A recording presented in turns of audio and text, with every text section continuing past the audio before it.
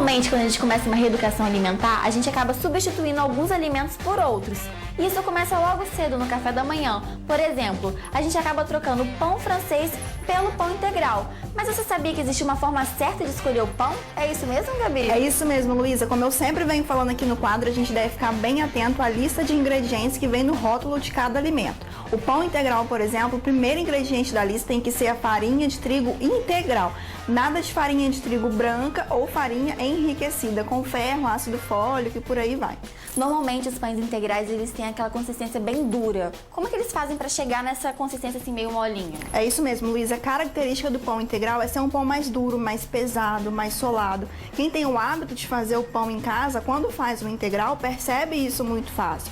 Só que a indústria acaba adicionando glúten. Glúten é justamente aquela substância que dá essa leveza, essa maciez, deixa o pão bem fofinho. E aí, por isso mesmo que a gente tem que sempre observar os rótulos se não tem farinha branca, porque a farinha branca também dá essa leveza ao pão e a indústria acaba adicionando isso no pão para poder ter essa consistência bem macia. Então assim, observando os rótulos, escolhendo o pão certo, por que o pão integral é a melhor opção?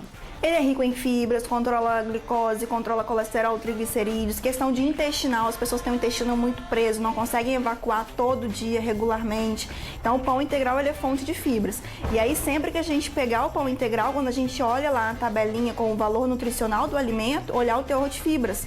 O pão integral, a porção dele tem que ter no mínimo 4 gramas de fibras. E é difícil a gente encontrar um pão no mercado que tenha essa concentração. Entendi, então por isso é sempre bom ficar atento aos rótulos. Sempre muito atento aos rótulos, não deixar de olhar os rótulos. Agora tem uma curiosidade, existe o pão de sal integral, é isso mesmo? Então, Luísa, a gente tem que ficar de olho bem aberto, porque como eu já falei, o pão integral, a característica dele é ser pesado, é ser solado, né? E esse pãozinho que a gente encontra na padaria, ele não tem nenhuma dessas características. Então, a gente tem que ficar bem atento. O que a padaria faz? Normalmente ela mistura farinha branca com o farelo de trigo, que essa mistura dá aquela coloração, aquela aparênciazinha com o pão integral. Mas o pão integral mesmo, ele é feito da farinha do trigo, que nada mais é do que o trigo triturado. Então, assim, é totalmente diferente. A gente tem que ficar muito atento a esses pães. Agora, eu tenho mais uma curiosidade, assim, uma dúvida, na verdade. Que existem aqueles pães, tipo, 12 grãos, pão com chia. Como é que funciona isso? Então, Luísa, isso é marketing da indústria, né? A gente tem que ficar sempre bem atento, porque às vezes pode ter lá os 12 grãos, mas quando a gente vai olhar a lista de ingredientes, não tem grão nenhum. E tem a farinha branca. Então, nunca a gente vai ficar só naquela parte ali principal do rótulo. A gente tem que focar sempre na lista de ingredientes de todo o alimento que a gente for comprar e que seja industrializado.